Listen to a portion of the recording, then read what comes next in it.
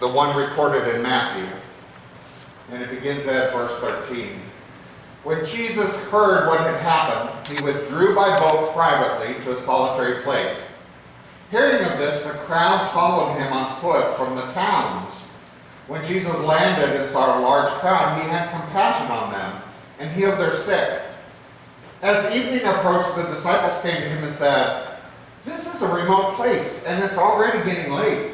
Send the crowds away so they can go to the villages and buy themselves some food." Jesus replied, "They do not need to go away. You give them something to eat." "We have only 5 loaves of bread and 2 fish," they answered. "Bring them here to me." And he said, and he directed the people to sit down on the grass. Taking the 5 loaves and the 2 fish and looking up to heaven, he gave thanks and broke the loaves. Then he gave them to the disciples, and the disciples gave them to the people. They all ate and were satisfied, and the disciples picked up 12 baskets of broken pieces that were left over. This is the word of God for the people of God. Thanks be to God. Please be seated. I'm going to remove this for this portion. So this is another well-known and probably a favorite Bible story that we have this morning, the feeding of the 5,000. Or some people refer to it as the miracle of the loaves and fishes.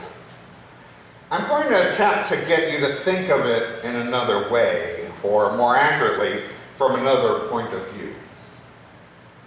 I remember reading this miracle as a child from the point of view of the little boy who brought his lunch with him, not knowing his meager lunch would be instrumental in performing a miracle. I remember that story. Of course, they added to what's recorded in the Bible, but the little boy was traveling along and his mom had lovingly packed him a basket of some food, and he gets wrapped up in the crowd, and he eventually comes to the front, and the disciples probably one on each arm carrying up front because he was the only one with food. Surely magnifying,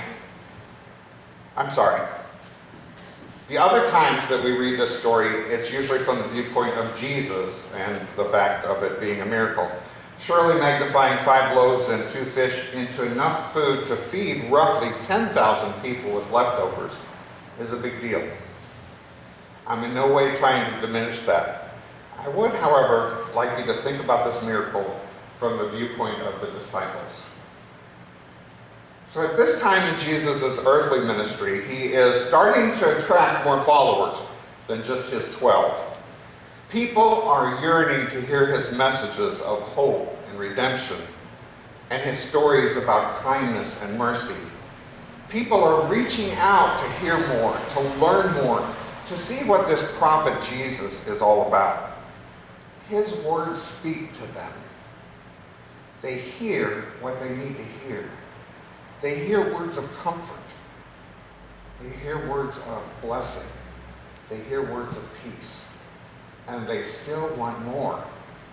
Telling their friends and their family members about this Jesus of Nazareth and his messages of love, the crowd surely grows. This miracle of loaves and fishes is found in all 4 of the Gospels. It takes place right after Jesus had learned about the death of John the Baptist. He was seeking out some seclusion, but was still followed by masses of people. When Jesus saw the crowds, he took pity on them and started healing the sick. The night was fast approaching, and the disciples were worried about not having food for such a large crowd in such a remote location. Here's disciple mistake number 1, worry. They're worried that the crowds will become hungry. They're worried that they're too far from a market. And they're worried because Jesus keeps on healing them. And the crowds keep coming up for more. And what if they don't get fed? And what if it all turns ugly? They are worried. They see the size of the crowd. Probably their own stomachs are growling. They had thought that they were in for some quiet, secluded time with Jesus. And then all these people show up, and they won't go home. Worry, worry, worry. So they approach Jesus and they say, send these people home. It's getting late. They're hungry. If they leave now, they can still make it to the market to get some food. And Jesus says, no. Jesus says, you give them something to eat. Disciple mistake number 2. Expecting Jesus to fix everything. The disciples have made up their mind that the only way to rid themselves of worrying about this huge crowd is for Jesus to send them away. They might have put their heads together, this group of disciples, had a little disciple huddle, did a little brainstorming, a little what-if analysis, maybe even written up a chart of pros and cons. They come to Jesus with their best thought-out decision. Jesus, send them home. There, it's all in Jesus' hands now, and then Jesus says, no. Uh-oh.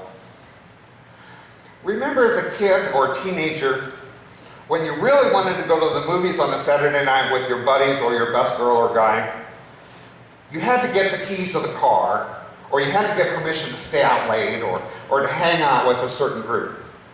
You practiced your pitch, what you would say to your folks to convince them to go along with your plans. You put on your best Eddie Haskell smile. You butter them up with flattery, or maybe you even volunteer for some chores, and just when you think the moment is right, you lay out your plans. You ask your folks for permission. You want them to solve your problem of needing a car or avoiding the curfew. And your parents say, no. Do you remember that feeling? Does it bring back some painful memories? Did you feel at that point like your world had just crashed in around you? No. What do you mean no? I mean no. Fix it yourself. That was probably the hardest blow, both to the disciples and to your younger selves. You do it. You give them something to eat. You take care of the problem. And you're thinking, well, wait a minute. You're supposed to be smarter than me. You're supposed to have all the answers. You're supposed to know what to do. I'm coming to you for help. I'm coming to you to fix this. What do you mean give them something to eat? We've got nothing. I love this next part. This is the part where Jesus probably did an eye roll or one of those over the glasses stares. Give them that look, you know, the one that says, do I have to do everything for you? Disciple mistake number 3, not realizing the solution to the problem. The solution had to start with their own actions. They needed to feed the crowds. They complained they had no food, and Jesus knew better. He knew they hadn't even thought about seeing what kind of food was there.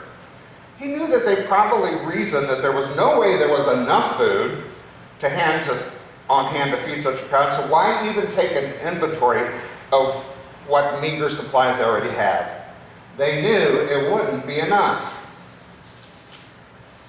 Their mistake at this point in the story is that their solution to the problem didn't take into account how big their God was. Their solution was an all or nothing approach. They didn't have all the food they needed, so they did nothing. Once again, they find themselves going back to ask Jesus to fix it himself.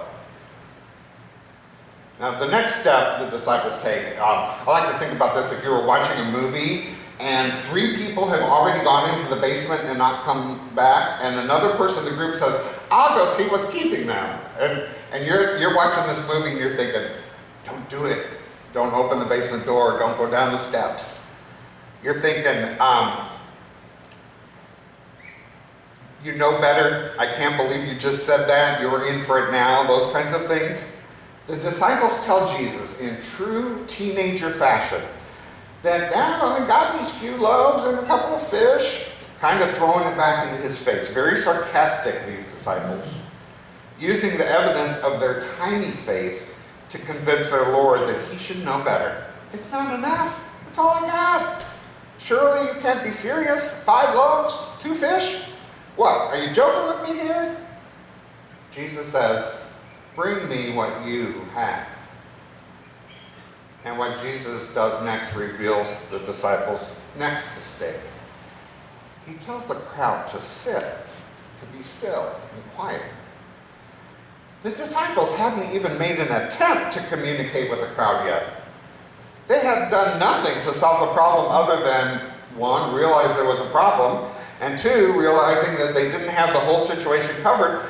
They didn't even begin to try to make it any better. Jesus quiets the crowd, and he blesses the small amount of food.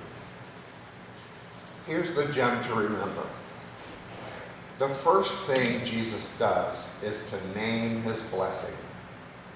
Not to moan and groan that it wasn't enough. Not to ask for something different, or something better, or something easier. To be thankful for the small amount that we actually do have. Now here's the lesson. Jesus gave the food to the disciples, and they gave it to the crowd. Jesus didn't pass the food out himself. He used the disciples. He made them work for it. He made them a part of a miracle. He showed them what a little faith, a little blessing, and a little effort can do in a situation that seemed immense. Jesus didn't tell the disciples just to stand back and watch. He didn't tell the crowds, here, look at me, look at what I can do.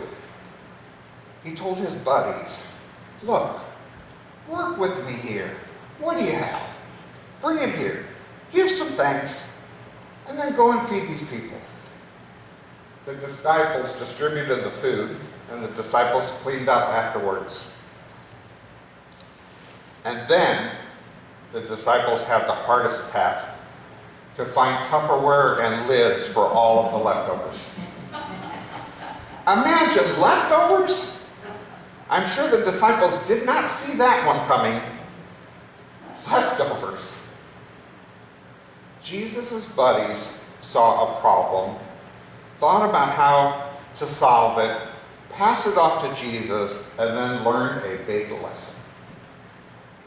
Christ's ministry needs us to take the initiative. Christ's ministry needs us to bring to the table what we have. Christ's ministry needs us to be thankful and to be blessed with our gifts. Christ's ministry needs us to pray and to have faith. And then Christ's ministry needs us to step out in faith and go feed the people. The disciples made a lot of rookie mistakes that day, but Jesus didn't let it end there with their failure and disappointment. He made them part of the solution. So imagine this group of guys going around collecting the leftovers in and among the crowd that they were so worried about a few moments before. And all the people are smiling, and they're happy, and they're rubbing their tummies, and they're comfortable. They're harvesting a bounty from the leftovers.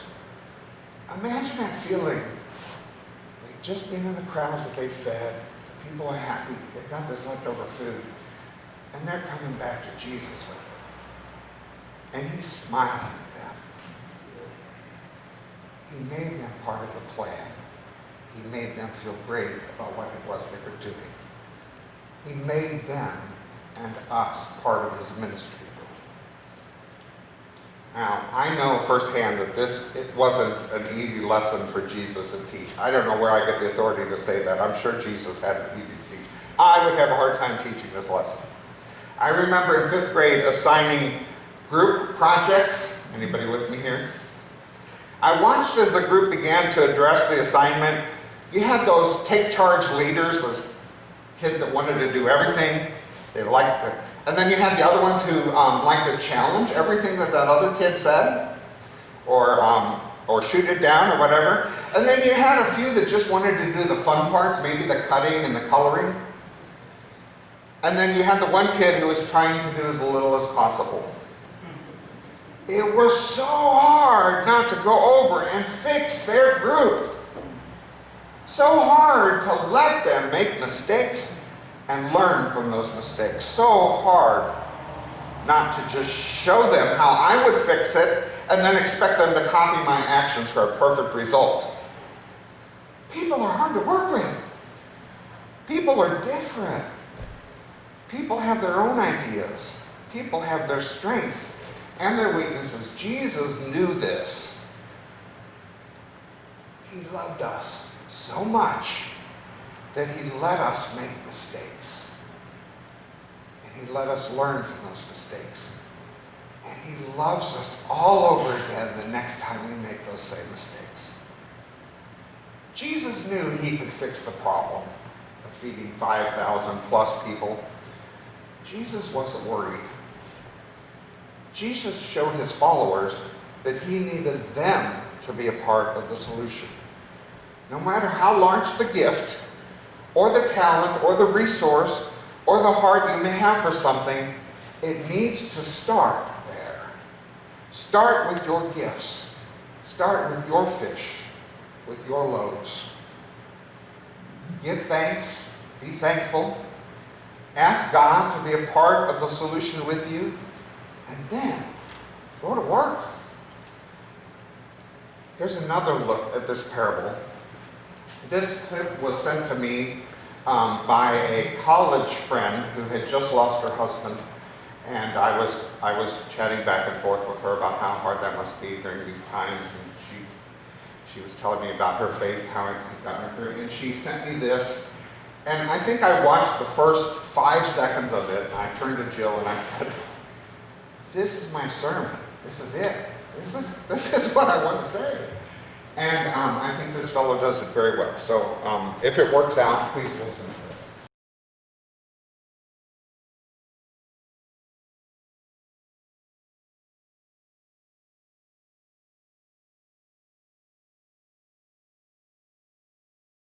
Recognize that that was a gift from God. We may look at it as something small and insignificant. We may look at our gifts, our talents, our abilities as small and insignificant. But just like this gentleman said, if you put them in God's hand, powerful. Reflective musical reflection is Lauren Daigle. Lauren has a very unique and powerful voice, and I just love her. This is You Said.